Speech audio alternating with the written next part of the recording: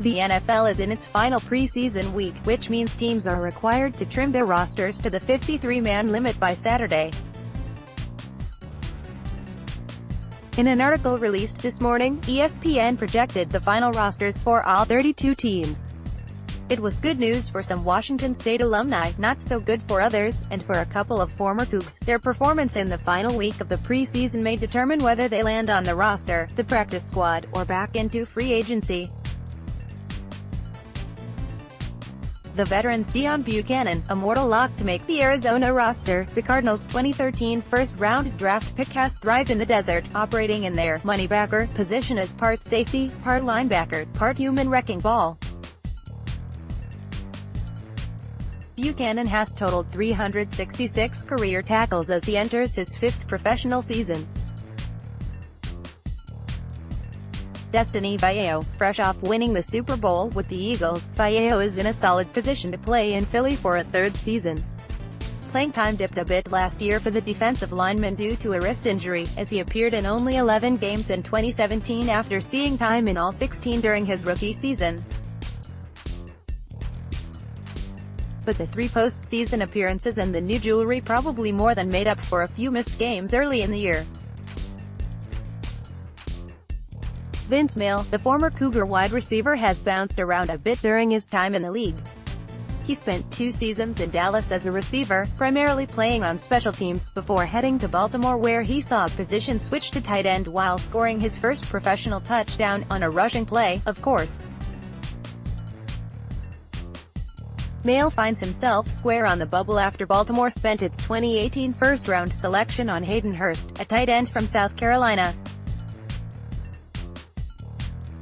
Hurst is injured and out for at least 2 weeks. If the Ravens want to keep the 5th tight end, that and Mayle's experience on special teams may be enough to earn him a spot. The Ravens play their final preseason game against Washington on Thursday night. Xavier Cooper, originally drafted by the Browns, Cooper is looking to stick with the New York Jets in their defensive line rotation. Cooper has had solid numbers for a defensive tackle, putting up 56 tackles and 3 sacks over his first 3 seasons, but he may face a numbers problem as the Jets employ a 3-4 defense. There are some injury questions in front of him, but the Jets seem pretty set on Mike Pennell and Folo Runzo Fatukasi at nose. Cooper might find himself on the outside looking in after Saturday. Joe Dahl, the versatile offensive lineman, goes into his 3rd season as a backup interior guy for the Lions. His ability to play 3 positions on the line, and, in pinch, all 5, is going to give him a good chance to stay in the league for several more years, assuming no injury or personal issues. Dahl has been solid throughout his career, and has seen a few spot starts. There's no reason to think that will change going into 2018. Shalom Luani, the secondary situation in Oakland is all over the place, with suspensions and injuries and even a high 2017 draft pick that got cut in Obi Melifonwu. Luani is likely to be caught in the crossfire and left without a roster spot, but with that much uncertainty, the only people who have a real idea are the Oakland staffers. Luani does have the bonus of playing well on special teams throughout last season. Oakland closes out its preseason in the PNW Thursday night. The rookie's Luke Falk, the curse of the air raid quarterback, seems alive and well, as Luke Falk looks to be the 3rd wheel in Nashville. Falk didn't do nearly enough to unseat veteran backup Blaine Gabbert as the primary reserve quarterback. Tennessee will likely only keep 2 quarterbacks on the roster. It would not be a surprise to see Tennessee sign Luke to the practice squad as an insurance policy against Marcus Mariota going down to injury. Regardless, Luke Falk will probably not be on an NFL roster after Saturday. Tennessee hosts the Vikings on Thursday night.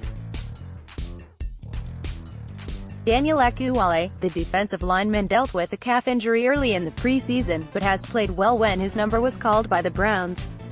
He recorded 3 tackles and a sack as the Cleveland bullpen held up against Philadelphia in a 5-0 win. It remains to be seen whether that will be enough to get Ekuwale in the D-line rotation, and he finds himself squarely on the bubble going into Week 4.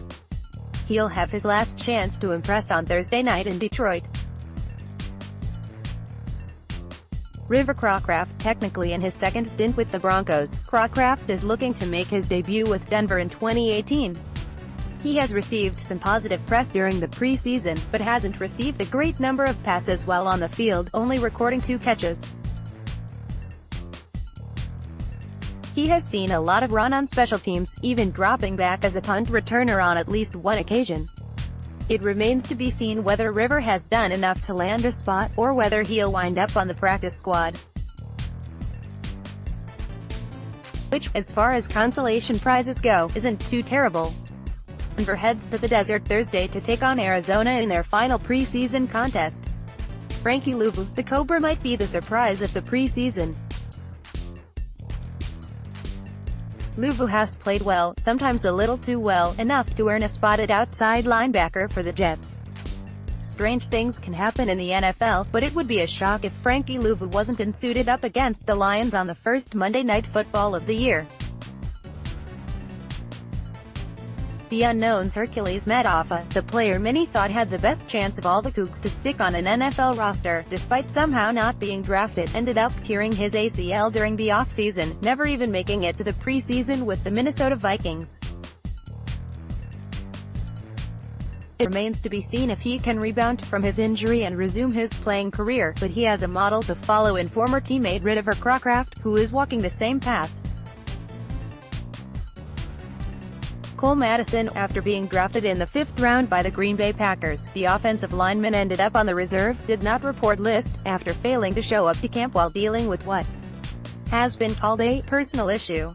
The Packers front office has expressed support for Madison, but in a cutthroat business, it's difficult to determine whether that support will translate into another opportunity to make the team.